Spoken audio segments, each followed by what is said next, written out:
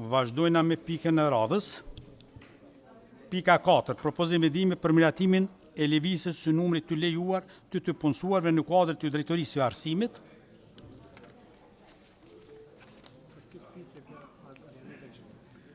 Fjalën i japim drejtorit Arjanit Elshanit. Fjala për juve, drejtor.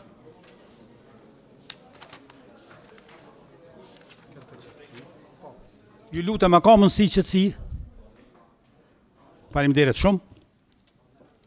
Fjala për juve, drejtor. E para, më lejoni që t'ju falenderoj të gjithëve për dy vendimet paraprake që i keni marrë lidhur me këtë çështje. Kjo është hera e tretë që po i kthehet kuvendit komunal, lidhur me lëvizjen e numrit të lejuar për kategorinë e pagave në raport me 25 punonjës të cilët janë angazhuar gjatë vitit kaluar, për të cilët që një vit rresht nuk kanë marrë pagë, pra prej shtatorit të vitit kalum, nuk kanë marrë asnjë pagë, dhe i falenderoj edhe gjithë ata punonjës që kanë qenë të angazhuar dhe që nuk e kanë lënë punën në gjysmë gjatë gjithë kësaj kohe në kopshtet Xixëllonja dhe në kopshtin Dardania. Ky vendim, sot ky draft vendim realisht që keni para vetes, vjen pas një vendimi paraprak të marrë dhe nga Ministria e Financave, e cila e ka kthy pra për rishqyrtim edhe një herë në kuvendin komunal, ku kërkohet që të specifikohet sakt numri i lejuar dhe hapësirat që ekzistojnë në kuadër të kodeve buxhetore tona.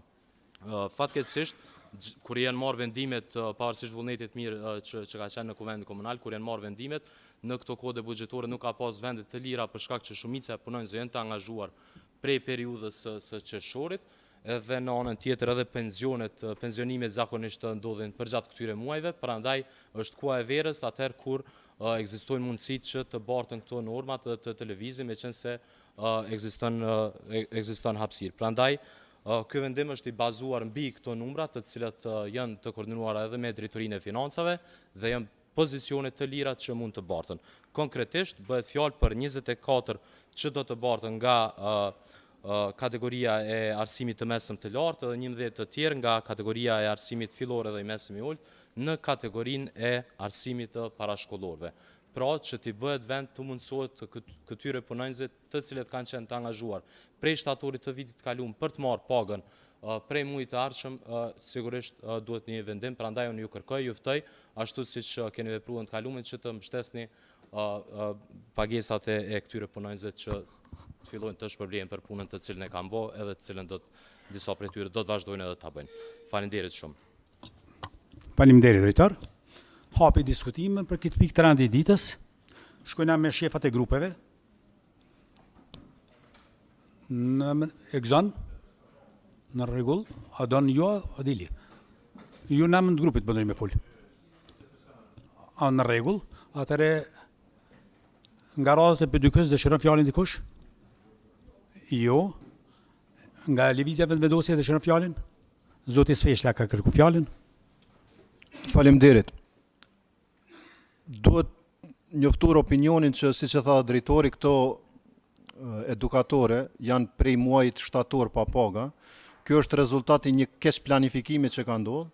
Mos harroni që në shtator, kur janë punësu, kemi qenë në fushat zgjedhore dhe si shkak i këtyre veprimeve, pa fajin e tyre, tash 10 muaj nuk marrin paga, nuk paguhen për punën dhe kontributin e tyre.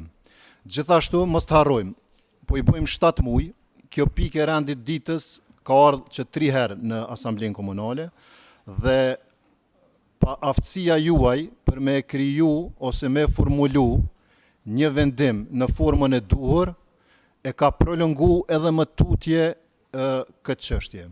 Natyrisht që e mbështesim dhe ta votojmë për, gjithmonë duke ju kërkuar falje dhe mirë kuptim atyre edukatorëve që për shkak të paaftësisë të ekzekutivit Prishtinës dhe veprimeve elektorale që kanë ndodhur vitin e kaluar, nuk janë paguar për mundin që kanë dhënë në edukimin e gjeneratave të reja. Faleminderit.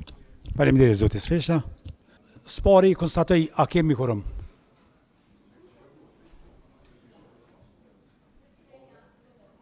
Gjithsej 45 janë prezent. Ka quorum. Gjia të jetë gati për votim. Votojmë tash.